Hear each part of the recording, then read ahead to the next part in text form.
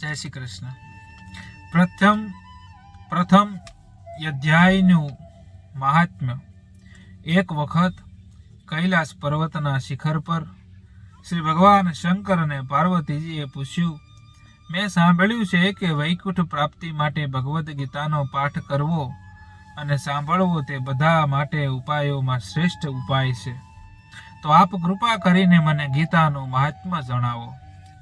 શ્રી શંકર ભગવાને કહ્યું, હું ગીતાને લીધે જ ત્રણેય લોકમાં પૂજનીય છું. હું હંમેશા ગીતા જ્ઞાનમાં લીન રહું છું. તેથી મને સંસારની માયા સતાવતી નથી અને તેથી હંમેશા પવિત્ર બનું છું. લક્ષ્મીજીએ તમારી માફક વિષ્ણુને પૂછ્યું અને વિષ્ણુએ જે જવાબ આપ્યો હતો તે હવે તમે સાંભળો. એક વખત શ્રી લક્ષ્મીજીએ વિષ્ણુ ભગવાનને પૂછ્યું કે આપ ત્રણ લોકના માલિક હોવા છતાં ક્ષીર સાગરમાં જઈને એકલા ધ્યાનમાં રહો છો, તેનું કારણ શું? શ્રી વિષ્ણુ ભગવાને કહ્યું કે હું તે એકાંત સ્થાનમાં અનાદિ અનંત અખંડ અઘોસર અક્ષર અચિત્ય અનિર્વચનીય અને જ્યોતિ સ્વરૂપનું દિવ્ય દ્રષ્ટિથી દર્શન કરું છું.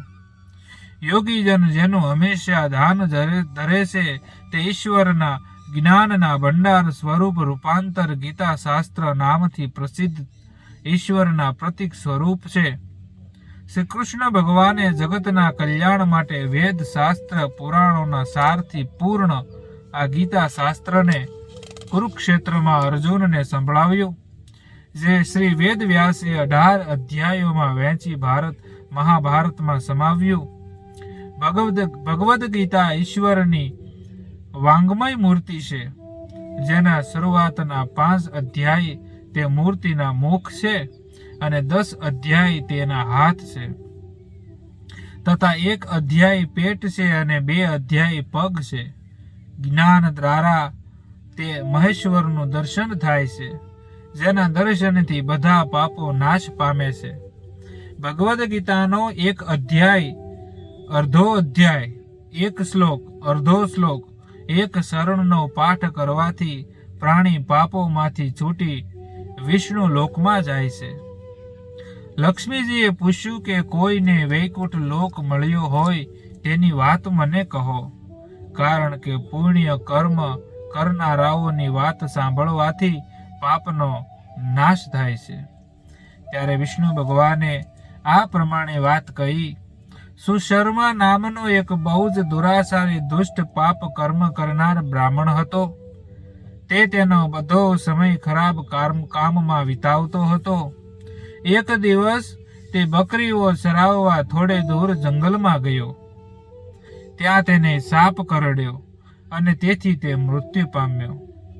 પાપ કર્મોને લીધે તેને બહુ સમય સુધી નરક યાતના ભોગવવી પડી.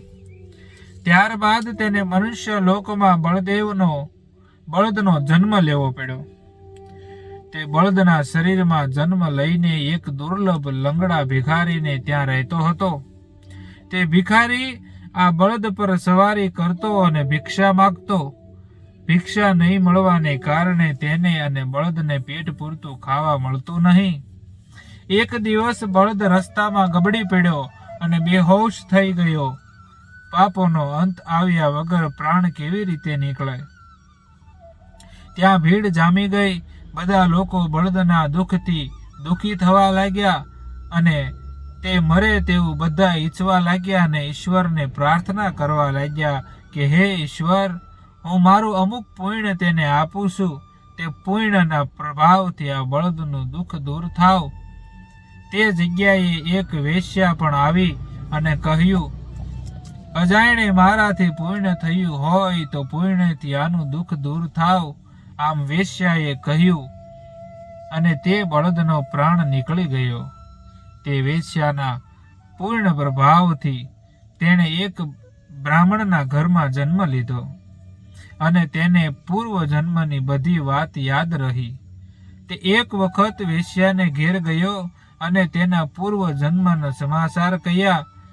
ત્યારે તે સ્ત્રીએ કહ્યું કે મેં દેખાદેખી પુણ્ય કરવા માટે કહ્યું હતું, મારી જાણમાં હોય તેવું પુણ્ય કાર્ય મેં કર્યું નથી. મારે ત્યાં એક પોપટ દરરોજ કંઈક બોલે છે અને હું તેની મીઠી વાણી સાંભળ્યા કરું છું. બ્રાહ્મણે તે પોપટને પૂછ્યું કે તું શું બોલે છે? પોપટે કહ્યું કે પહેલા હું એક મુનિના આશ્રમમાં રહેતો હતો અને તેમના વિદ્યાર્થીઓ દરરોજ ભગવદ્ ગીતાના પહેલા અધ્યાયનો પાઠ કરતા હતા. દરરોજ પાઠ સાંભળવાથી મને પણ પાઠ મોઢે થઈ ગયો અને હું પણ પહેલા અધ્યાયનો પાઠ કરું છું.